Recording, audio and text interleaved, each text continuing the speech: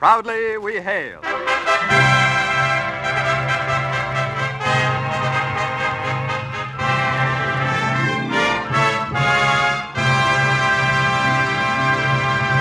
Hello from Hollywood, ladies and gentlemen. This is C.P. McGregor speaking, and welcoming you to another in the series of broadcasts presented by your War Department titled Proudly We Hail. Through the courtesy of the Hollywood Coordinating Committee, we present as the star Mr. James Craig in our play Take My Advice, an original story by Tom Petty with music by Eddie Scrivanik.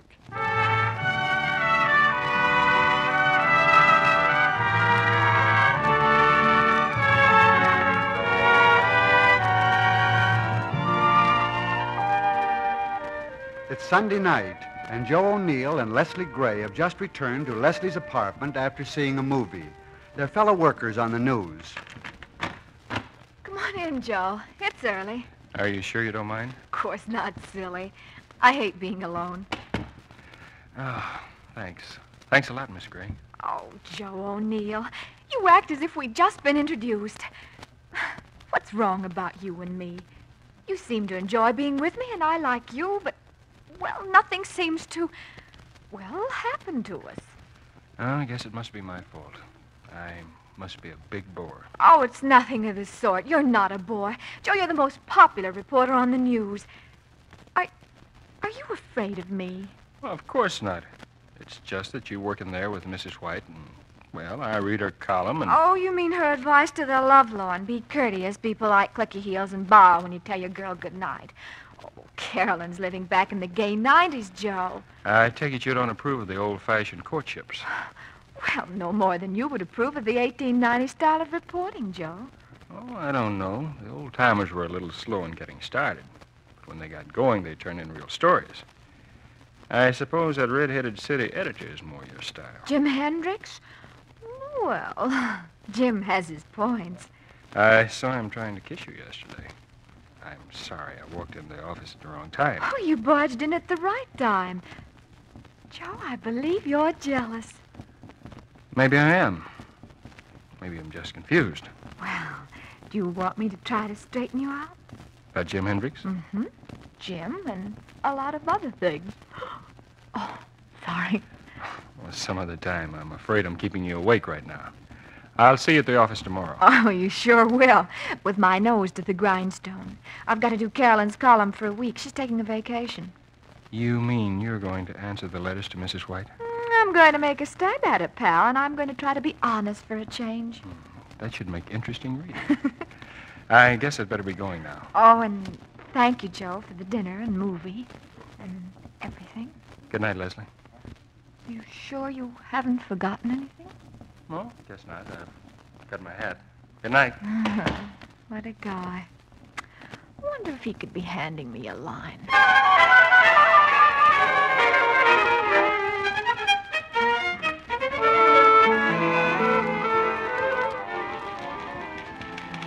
Hi, Leslie. How's the column going? Joe! Oh, Joe, you no-good loafer. Where have you been for the last 2 days? Oh, around here and there, working on a story. Well, it's about time you dropped in. Well, you seem to be doing all right. What do you mean by that, Crack? Jim Hendricks. I don't see how he finds time to give out assignments when he spends all of his time with you. Oh, suppose you let me do the worrying about Jim. Who's worrying about me? Oh, seems that Joe is. He thinks you spend too much time coaching the substitute lovelorn editor. Yeah? And what does the lovelorn editor think about it? She's hoping she can get a column out of it. You're beginning to sound like a tough newspaper woman. And you're making noises like a human being. Maybe I've been wrong about you, Joe. Could be you have, Leslie. While we're on the subject, Joe, old man, I've been doing a spot of worrying about you. Yeah? What have I done? You've been spending too much time in the managing editor's office. You know, I sort of like to know what's going on in there. Well, I have an idea. M.E. will tell you if he wants you to know. It has nothing to do with your job. Ah, well, that's quite a relief. But if you don't watch your step, it's likely to have something to do with yours. Maybe you've got something there. Now get out. I want to talk to Leslie. Why, Joe. Look, something's happened to you, Bub, and I don't like it. I think maybe I do. Goodbye, Jim. I'll see you later, Leslie. Wow. What's happened to you, mister? A lot of things. Now, come on, it's after 6 o'clock. We've got places to go. Well, where's the fire? No fire. It's a picnic on Lake Island. Oh. I'm going to row you over there. Well, okay, Skipper. Let's shove off.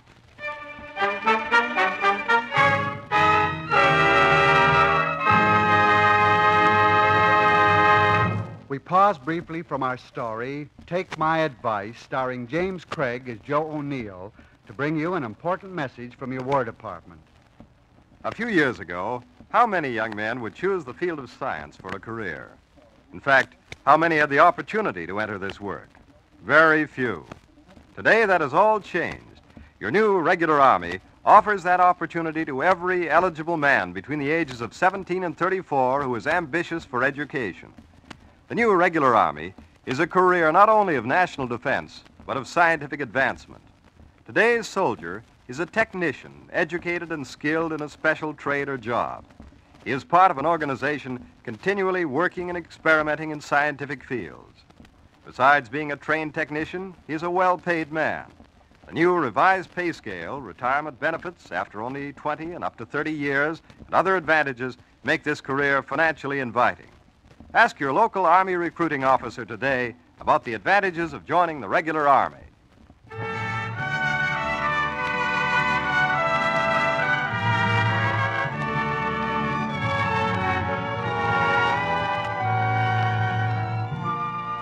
And now Act Two of Take My Advice, starring James Craig as Joe O'Neill. Well, here we are again. Joe and Leslie are on Lake Island. Let's join them. The old Williams cabin. How do you like it? Fine. Sure looks dark and deserted for a party. Oh, well, I guess we're early. I'll light the lantern.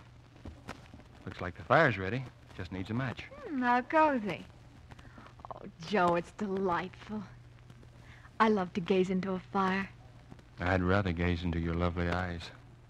There's firelight there. And stars, too. You never said anything like that before.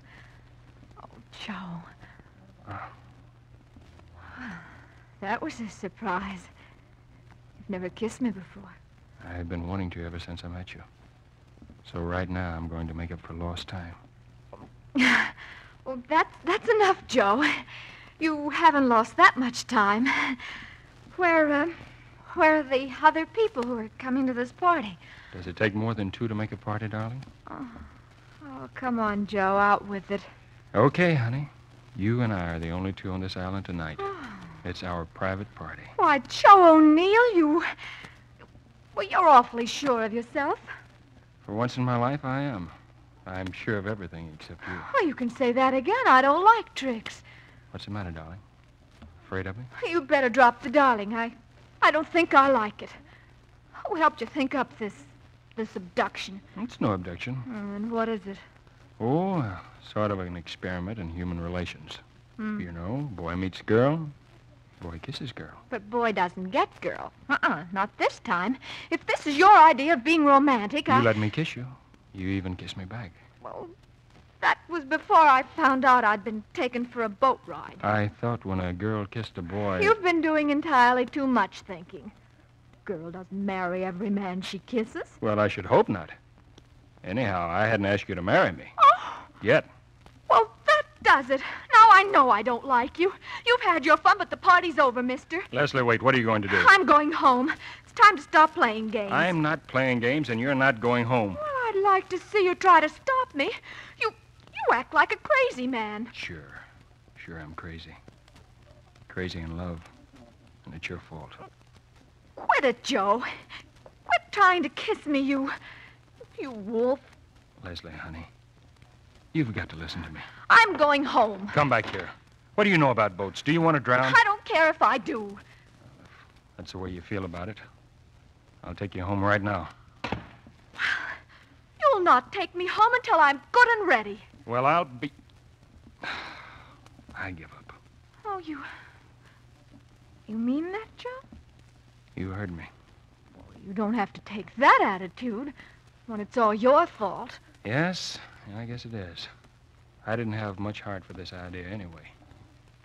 You were right. I don't understand. About my not being myself. I guess this caveman stuff isn't for me. I'm sorry, Leslie. Really and truly sorry? Crossed my heart. Why did you do it?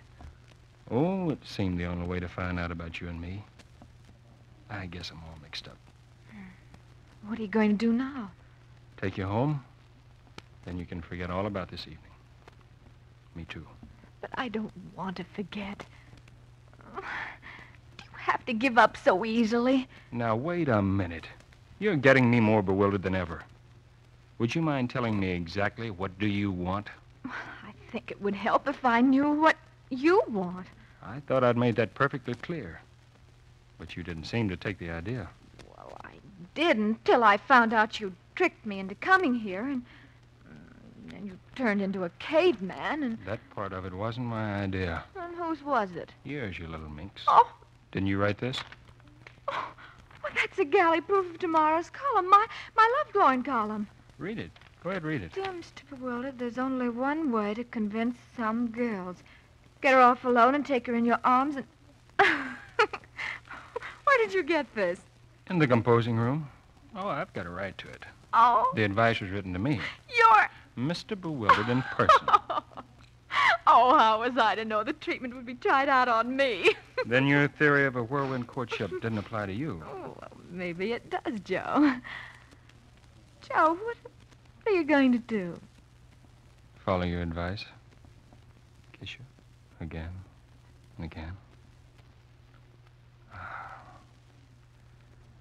How'd you like to be the wife of the new political editor of the news? Never write another lovelorn column? I'd love it, darling. Come here.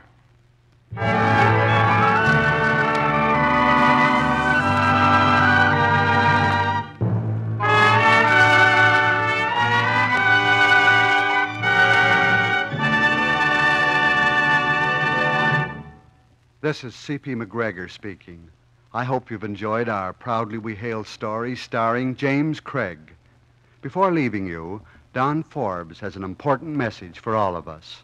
Do you remember when the conception of a scientist was a wild-eyed man in a long white smock and horn-rimmed glasses who puttered around huge electrical machines and poured liquids into test tubes? Well, I'll tell you about a group of scientists today, over 900,000 of them, who look nothing like this. They're young men dressed in neat-fitting OD clothing with the insignia of the U.S. Army. Yes, your new regular Army is an organization of forward, scientifically trained men. They work continually to further scientific development in all fields. You are familiar with the wonders of penicillin. You are aware of the amazing new surgical methods Army doctors have developed. You've heard of the new clinical recording camera that can photograph surgical operations at close range and is especially adaptable to eye surgery. Every day you read about new developments in the field of aviation, machines that can fly 7 times the speed of sound, planes that operate at long ranges with no human hand at the controls, and radio-controlled rockets. These are accomplishments of the new regular Army. Army developed, too, are the sniper scope, which throws an invisible beam of light, enabling one to see in the dark, the use of radar for forecasting weather, the ENIAC, a complex electronic machine that makes calculations which would require thousands of man-hours, advancements in the field of communications. These are but the forerunners of countless new discoveries by regular Army technicians. Any intelligent, ambitious man between 17 and 34 may join. The Army will train you in any one of numerous trades and mechanical skills. For further information about opportunities in the regular Army, go to your nearest Army recruiting station. Thank you, James Craig, for appearing on this program. Proudly We Hail will come to you again over this station next week. Listen in.